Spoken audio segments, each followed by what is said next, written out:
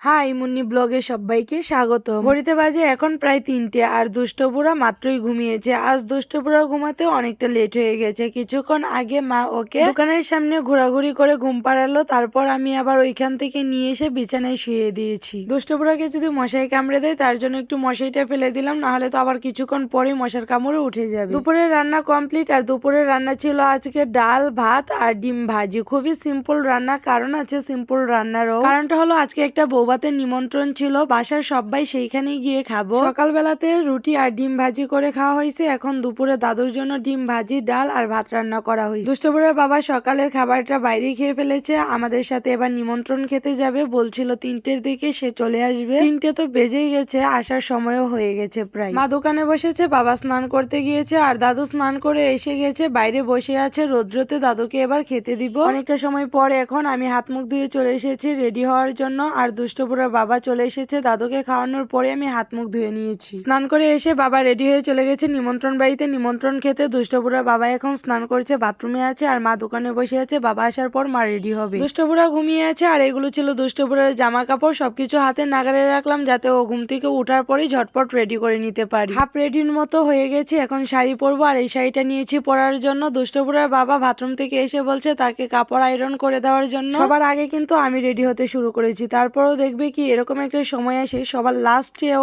আমি রেডি হতে পারিনি, যার কারণে মা বলছিল তুমি তাড়াতাড়ি করো, আমাদের তো আর সময় লাগবে না, আমরা এক মুহূর্তে রেডি হয়ে যাই। প্যান্ট আয়রন করা কমপ্লিট, তারপর শার্ট নিয়েছিলাম যে আয়রন করব, বললাম থাক শার্ট আর আয়রন করার দরকার নেই, তুমি নয় টি শার্ট পরে যাও। আমি এমনিতেই সাজগুজে প্রচুর ঢিলু, যদি এখন শার্ট আয়রন করতে নি তাহলে আর বৌভাত খেতে হবে না। সববার খাওয়ার পর যে প্লেট থাকবে সেগুলো আমার পরিষ্কার করতে হবে। এই তো আমরা রেডি হয়ে গেলাম, এবার আমরা চলে যাচ্ছি। আর ওই যে মা দাঁড়িয়ে বাবার সাথে কথা বলছে, বাবা কিন্তু অনেকক্ষণ আগেই চলে এসেছে। দুষ্টপুরের বাবাকে আয়রন করে দেওয়ার পর ওইগুলো পরলো আর বললো যে আমি একটু বাইরে থেকে আসছি, তোমরা রেডি হও। তার কিছুক্ষণ পর আবার ফোন দিয়ে কি বললো জানো, বললো যে সে নাকি খেতে বসে গেছে, আমরা চলে যেতাম তাড়াতাড়ি করে। ভাবছিলাম সবাই একসাথে মিলে যাব, নিমন্ত্রণ খাবো, এখানে একটু ছবি তুলবো, তার হলো কোথায়। বললাম তুমি খেতে গেছো, তুমি খেয়ে আসো, আমাদের চিন্তা আর করতে হবে। আমাদের বাসা থেকে নিমন্ত্রণ বাড়ি যেতে কিন্তু বেশি সময় লাগে না, 2 মিনিটের মতো সময় লাগে। মাঝখানে শুধু একটা খাল পেরোলেই তাদের বাসা। দুষ্টপুরা ঘুম থেকে ওঠার পর বরাবরই তার মুডটা অফ থাকে, যার কারণে এখনো কিন্তু তার মুডটা অফই রয়ে গেছে। আর এই তো আমরা বিয়ে বাড়ির খুব কাছে চলে এসেছি, প্যান্ডেল দেখা যাচ্ছে। বিয়ে বাড়ির প্যান্ডেল দেখা যাচ্ছে বলতেই কিন্তু আমরা ঢুকে গেলাম একদম গেটের কাছে, আর গেট দিয়ে ঢুকে যাচ্ছি এবার আমরা যেখানে বৌভাতের অনুষ্ঠান হচ্ছে সেই জায়গাটাতে। তাদের বাসাতে তেমন জায়গা ছিল না, যার জন্য খোলা একটা মাঠের ভিতরে তারা প্যান্ডেল করেছে, আর বাসাটা ছিল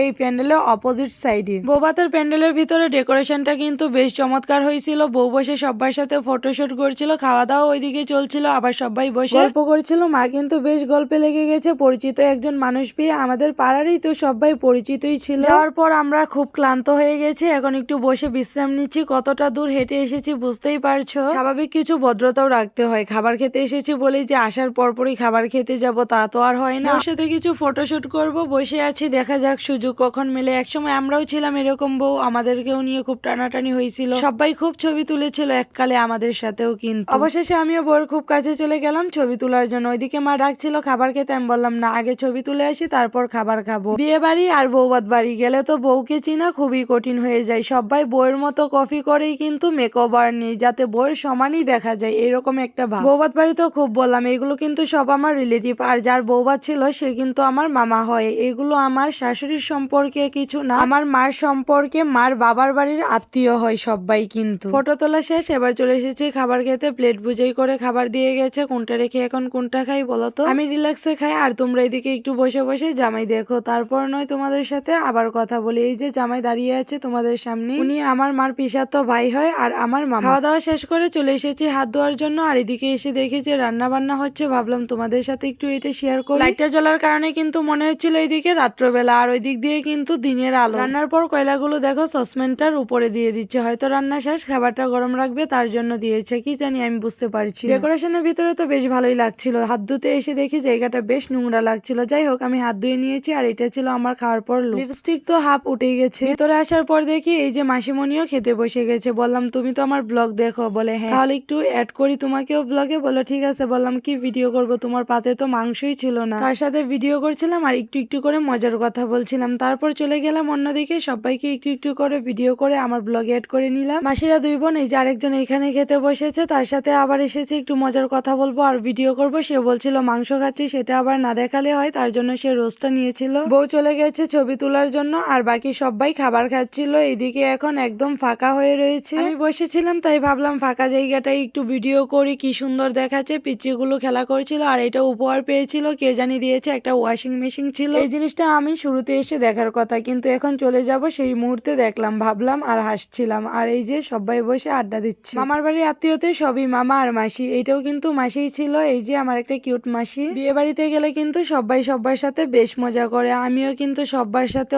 অনেক মজা করি, অনেক ফ্রি। আর এই যে এটা আমার দাদু। দুপুরের নিমন্ত্রণে তো দুপুরে এসে ভিড় জমে যায় সবাই খাওয়ার জন্য। আর এখন তো প্রায় 5টা বেজে যাচ্ছে, একদম সব ফাঁকা হয়ে গেছে, খাওয়া দাওয়া শেষ। খাওয়ার শেষে আবার দই দিয়েছিল। দুষ্টবুড়ার জন্য যে দইটা নিয়েছিলাম সে দইটা আবার রেখে চলে গিয়েছিলাম। অর্ধেক রাস্তা যাওয়ার পর মনে হয়েছে দই রেখে গেছি, আবারও এসেছি সেই দইটাই নেওয়ার জন্য। এসে দেখি এই যে টেবিলে ঠাকুমা নিয়ে বসে আছে। বিয়ে বাড়ি থেকে বেরোনোর পরেই মাসির সাথে দেখা। মাসিদের বাসা আবার এইখানে, মেশো দাঁড়িয়ে আছে। মেশো হয়তো বা বাজার থেকে এসেছে, বাজার নিয়ে দাঁড়িয়ে রয়েছে। কি বাজার নিয়ে এসেছে তাই আমাকে ঘুরিয়ে ঘুরিয়ে দেখাচ্ছিল। মাসি বলছিল তাদের বাসায় যাওয়ার জন্য, বললাম অন্য কোনো সময় যাবো, এখন সন্ধ্যা লেগে গেছে আর বাসাতে প্রচুর কাজ রয়ে গেছে, কাজ তো সারাই হয়নি। বাবা তো প্রতিদিন বিকেল বেলা হাঁটতে যায়, এখন বসে আছে আমাদের জন্য। আমরা গেলে হয়তো বাবা হাঁটতে যাবে, আবার ছাগলকে খাওয়াবে আমরা যাওয়ার পরেই। মজা তো করলাম, বাসায় যাওয়ার পর এক গাদা কাজ জমে আছে, সেগুলোই সারতে হবে, এটাই চিন্তা করছিলাম। আর এই দেখো আমার লিপস্টিক প্রায় উঠে গেছে। এক গাদা কাজ বলতে বাইরের কোনো কাজ নয়, সবকিছুই সারা হয়ে গেছে, শুধু উঠোন ঝাড় দেওয়া বাকি ছিল। ওইটা না দিলেও হবে, কিন্তু ঘরের ভিতরটা একদম জঙ্গল বানিয়ে রেখে এসেছি। আমি তো শাড়ি ওইটা পরার কথা ছিল, তারপর শাড়ি আবার এইটা পরলাম। মা বলছিল এই শাড়িটা পরার জন্য। এই যে আমরা এসে গেছি, বাবা দোকানে বসে আছে, মা গেট খুলছে, বাসায় ঢুকবো এখন আমরা। সন্ধ্যা হতে এখনো কিন্তু বেশ দেরি আছে। বাইরে কাপড় রয়ে গেছে, রৌদ্র নেই, কাপড়গুলো কিন্তু কুয়াশাতে প্রায় ঠান্ডা ঠান্ডা হয়ে যাচ্ছে। এবার প্রত্যেকটা কাপড় তুলে নিব। বাসায় আসার পর দেখো সবকিছুকে দেখে মনে হচ্ছে কত কিছু ফেলে রেখে কোথায় চলে গিয়েছিল। দুষ্টপুরার বাবা খাবার খাওয়ার পর ওইদিকে আবার চলে যায়, বাসায় আর আসেনি। আর এইদিকে দেখো আমার ঘরের অবস্থা কি হয়ে আছে। আমি আসার পর একটু টিকটক ভিডিও বানাই, এইদিকে সন্ধ্যার আজান পড়ে যায়, এখনো বাতি দেওয়া হয়নি, বাতি দেবো।